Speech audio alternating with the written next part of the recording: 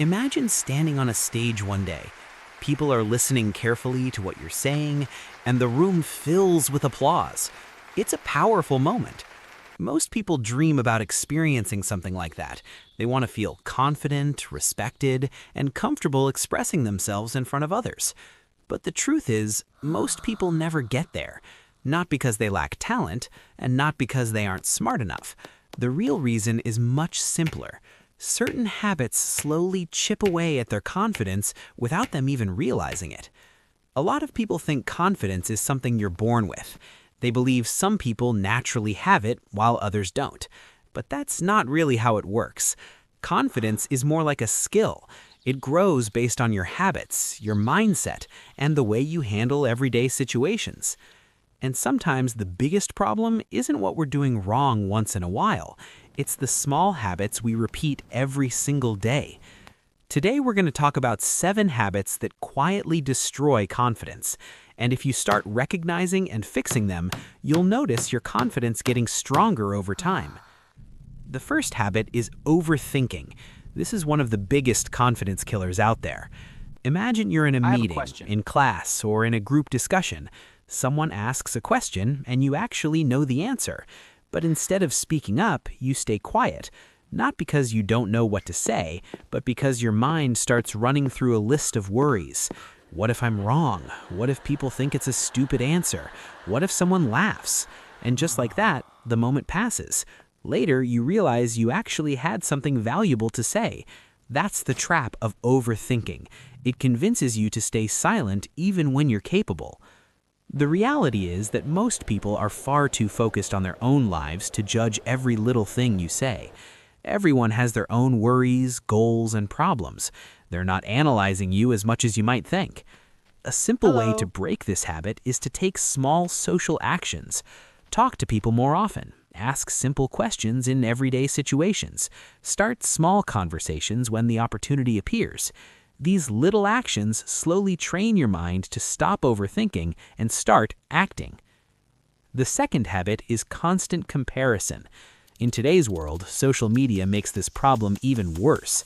Every day you see stories about people who seem to be achieving incredible things at a young age. Someone becomes a millionaire at 20. Someone else launches a successful company before finishing college. And when you see these stories repeatedly, it's easy to start questioning your own progress. You might think you're falling behind or that you're not doing enough. But there's something important to remember. You're only seeing the highlights of someone else's life. You're not seeing the years of hard work, failures, and struggles behind the scenes. Everyone starts from a different place in life. Different resources, different opportunities, different circumstances. So comparing your entire journey to someone else's highlight reel is never fair. If you're going to compare anything, compare who you are today with who you were yesterday. If you're improving, learning, and growing, then you're already moving in the right direction. The third habit is negative self-talk. The way you speak to yourself matters more than you might realize. Many people constantly repeat phrases in their mind like, "I'm not good enough," "I can't do this," or "I'm just an average person." When you repeat these thoughts often enough, your brain begins to accept them as facts. Your mind then starts searching for evidence that proves those beliefs are true. It reminds you of every mistake and every failure. But if you shift the way you speak to yourself, something powerful happens. When you start telling yourself that you're learning, improving, and getting better, your brain begins looking for solutions instead of problems. Your thoughts shape your mindset, and your mindset shapes your confidence. The fourth habit is weak body language. Confidence isn't only about what's happening inside your mind, it's also visible in the way you carry yourself. Imagine 2 people walking into a room. One walks in with their shoulders back, posture straight, and makes comfortable eye contact. The other walks in looking down, shoulders slouched, avoiding eye contact. Even before either person speaks, you already have an impression of who seems more confident. Studies have shown that body posture actually sends signals to your brain. When you stand straight and hold yourself with strength, your brain begins to associate that posture with confidence. Simple habits like maintaining good posture, making eye contact, and speaking calmly can dramatically change how confident you appear and even how confident you feel. The fifth habit is apologizing too much. Some people say sorry in almost every situation. They apologize for asking questions, for taking a moment of someone's time, or even for things that don't require an apology at all.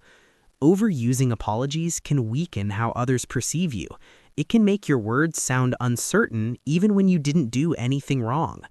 Instead of constantly apologizing, try adjusting your language. For example, instead of saying, "Sorry, I'm late," you could say, "Thanks for waiting." Instead of "Sorry to bother you," you could say, "Do you have a quick moment?" Small changes in language can make a big difference in how confident you sound. The sixth habit is staying too comfortable. The comfort zone feels safe because nothing challenging happens there. There's no risk of failure, embarrassment, or uncertainty. But there's also very little growth. If you always choose what feels easiest, you never discover what you're truly capable of. Growth usually happens just outside your comfort zone. That doesn't mean you need to make huge changes overnight. Even small challenges help. Speak up in a meeting, try a new skill, start a conversation with someone new. Each time you do something slightly uncomfortable, your confidence grows stronger. The seventh and final habit is constantly seeking approval. Many people measure their worth based on other people's reactions, how many likes they get, how many compliments they receive, what others think about their choices. But when your confidence depends on outside approval, your mood rises and falls with every reaction from others. Real confidence develops when you focus on doing your best regardless of who is watching. When you give genuine effort to your work, your growth becomes more important than validation. The truth is, confidence isn't magic. It's more like a muscle.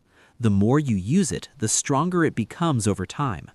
By reducing overthinking, letting go of constant comparison, improving the way you speak to yourself, strengthening your body language, stepping outside your comfort zone, and focusing less on approval, you slowly build that inner strength.